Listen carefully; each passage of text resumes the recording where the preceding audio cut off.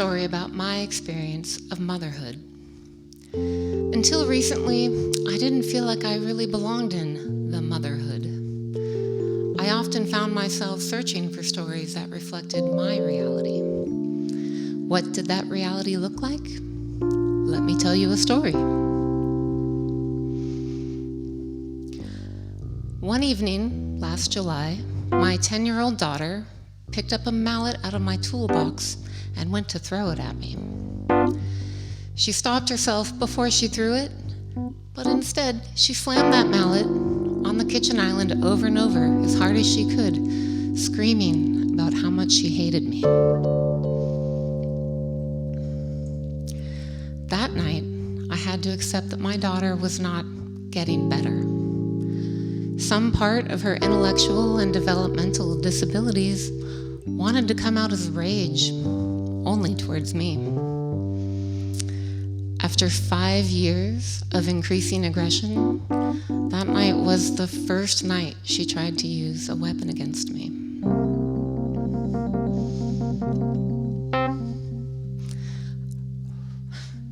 I have 2 children. The other one was in the room that evening while I locked in the room that evening while I attempted to contain their sister. At one point, I heard my eldest sobbing in their room, and I felt so helpless that I couldn't go to them because I had to keep their sister safe.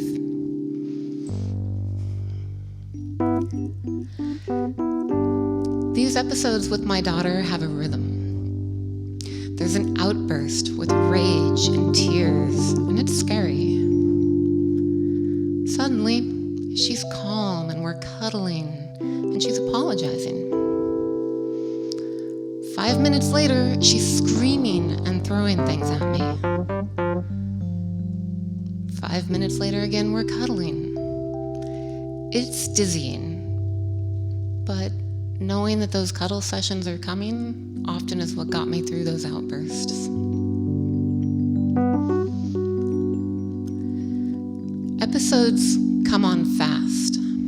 One time, she was wearing this big silly stuffy as a hat, and we were giggling about how silly she looked. And suddenly, she told me she hated me and tried to hit me.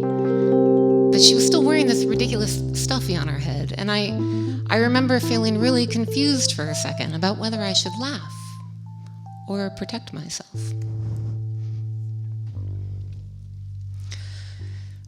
One morning last fall, I told my daughter she couldn't stay with me anymore if I didn't feel safe. And the next night, I had to call her dad to come take her to his house for the night.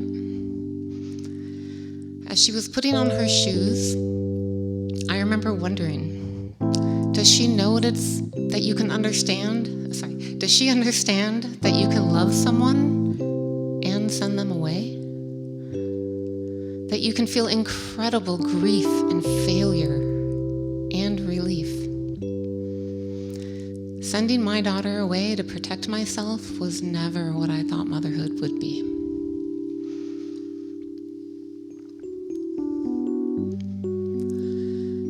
When I'm in groups of moms, there's never really a good time to jump in with stories like these. I have amazing friends.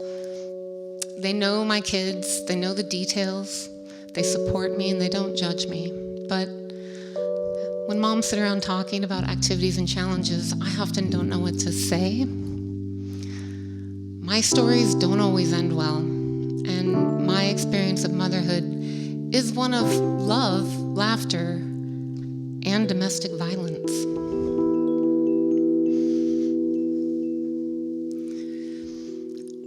I know people want to know her diagnosis, to know what I've tried, what meds is she on, and what's her dad doing, but those aren't my stories. My story is one of loving an incredibly strong-willed child who expresses how she feels all the time. It's exhausting, lonely, and very humbling. But at other times, my daughter's famous hugs and deep belly laughs anchor me and make it possible to try again the next day.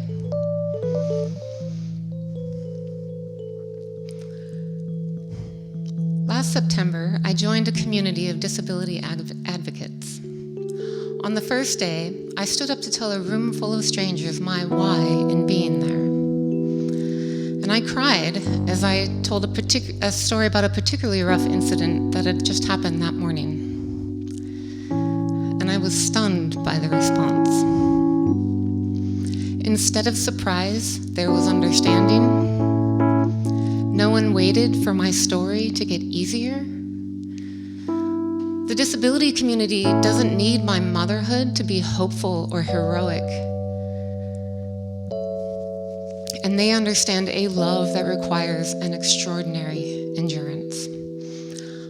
I didn't need my story to match theirs. I only needed it to make sense. And for the first time it did. And I didn't feel ashamed or alone.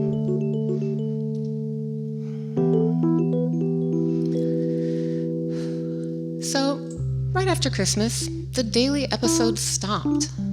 I don't know why. Maybe it was puberty. Or maybe belonging to a community of people with experiences like ours gave me the support I need. What I do know is that this community has given me that support and a place for my stories of motherhood to have space to exist.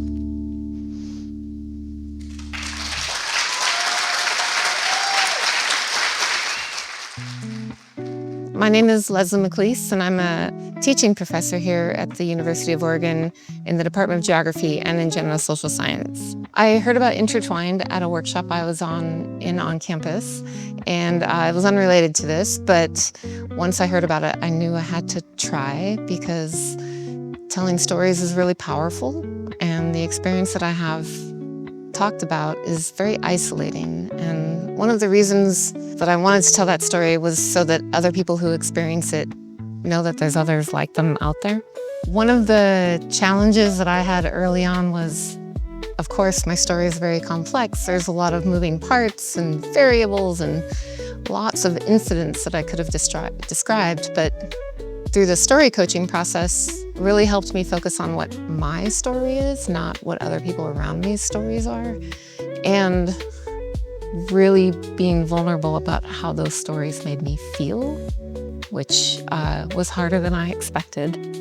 I spent this last year doing a lot of training and work around disability advocacy, and what we find and what we hear over and over is that our stories matter. And I didn't think it did for a long time.